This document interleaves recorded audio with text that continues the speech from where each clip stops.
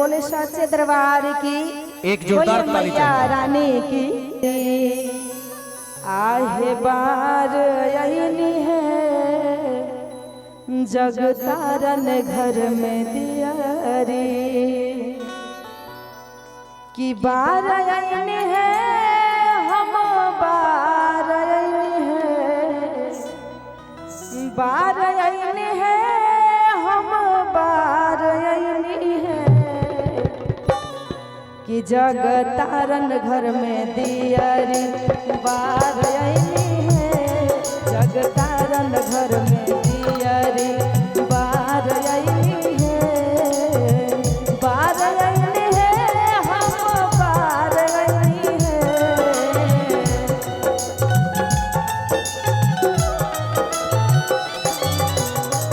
बार यही है हम बार यही है जगदम्बा घर में दियारी बार यही है जग तारन घर में दियारी बार यही है जग तारन घर में दियारी।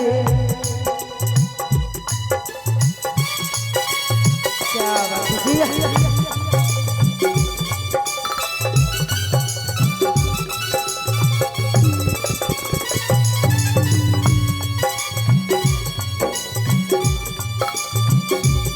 क्या बात है।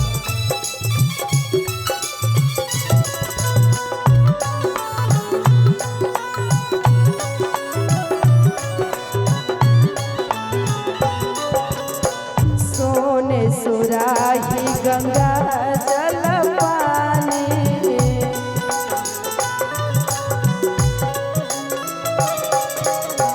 सोने सुराही गंगा जल पानी मैया के चरण पखार यही है हम मैया के चरण पखार यही है जगदम्बा घर में दियारी बार यही है जग तारन घर में दियारी।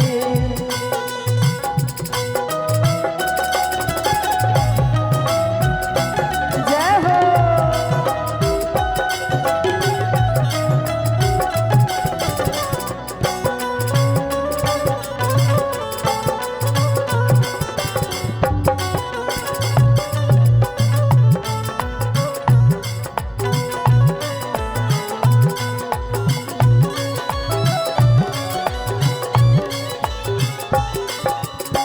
और कहेंगे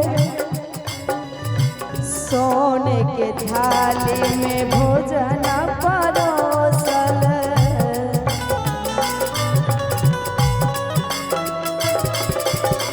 सोने के थाली में भोजन परोसल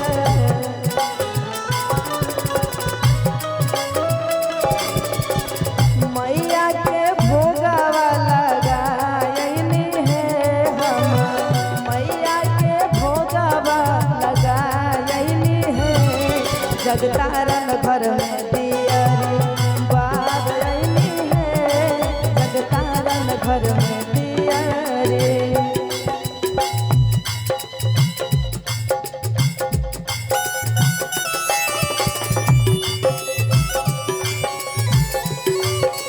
जय हो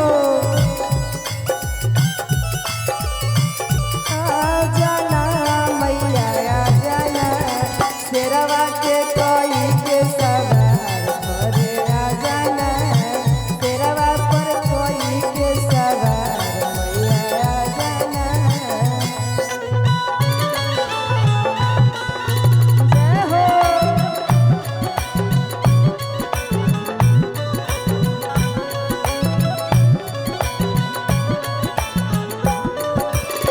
सोने के थाली में कपूर के बाती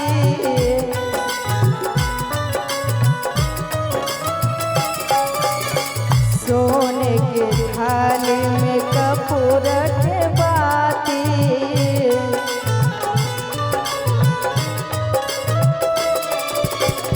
मैया के आरती उतार यही है हम मैया के आरती उतार यही अइनी है जगतारन घर में दियरी बार अइनी है जगतारन घर में दियरी बार अइनी है जगदम्बा घर में दियरी बार अइनी है जगतारन घर में दियरी बार अइनी है जगतारन घर में दियरी बार अइनी है।